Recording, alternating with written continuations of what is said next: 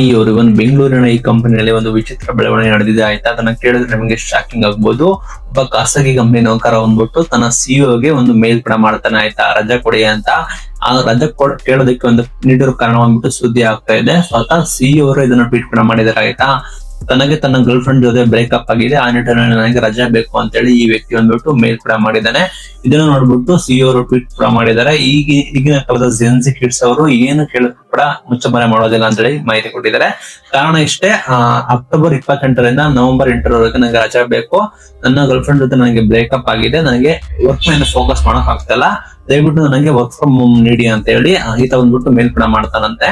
ಅದನ್ನ ಮೇಲ್ ಸಮೇತ ಟ್ವೀಟ್ ಕೂಡ ಮಾಡಿದ್ದಾರೆ, ನೀವು ವಿಡಿಯೋದಲ್ಲಿ ಗಮನಿಸಬಹುದು. ನಂತರ ಇದನ್ನ ನಾಜುಕಾಗಿ ಸಿಇಒ ಅವರು ಟ್ವೀಟ್ ಕೂಡ ಮಾಡಿದ್ದಾರೆ. ನಂತರ ಸಾಕಷ್ಟು ಜನ ನೆಟ್ಟಿಗರು ಕಮೆಂಟ್ ಮಾಡ್ತಾ ಇದ್ದಾರೆ, ಆ ಪೋಸ್ಟ್ ಗೆ ರಜಾ ಕೊಟ್ರ ಅಂತ. ಸಿಇಒ ಅವರು ಹೇಳಿದ್ದಾರೆ, ಹೌದು ರಜಾ ಕೊಟ್ಟಿದ್ದೀನಿ ಅಂತ. ಈ ಸುದ್ದಿ ಕೂಡ ವೈರಲ್ ಆಗ್ತಾ ಇದೆ. ಇಂತ ಸಿಇಒ ಬೇಕಪ್ಪ ನಮಗೂ ಕೂಡ ಅಂತ ಹೇಳಿ ಜನಪದ ಮಾತಾಡ್ತಾ ಇದ್ದಾರೆ. ಬಟ್ ಜೆನ್ಸಿ ಕಿಡ್ಸ್ ಬಂದ್ಬಿಟ್ಟು ಯಾವ್ದಕ್ಕೂ ಕೂಡ ಮುಚ್ಚಮರೆ ಮಾಡೋದಿಲ್ಲ, ಎಲ್ಲಾನು ಕೂಡ ಓಪನ್ ಅಪ್ ಆಗಿ ಹೇಳ್ತಾರೆ ಅನ್ನೋ ಸುದ್ದಿ ವೈರಲ್ ಆಗ್ತಾ ಇದೆ. ಇದರ ಬಗ್ಗೆ ನಿಮ್ಮ ಅಭಿಪ್ರಾಯ ಏನು ಕಮೆಂಟ್ ಮಾಡಿ ತಿಳಿಸಿ. Thank you.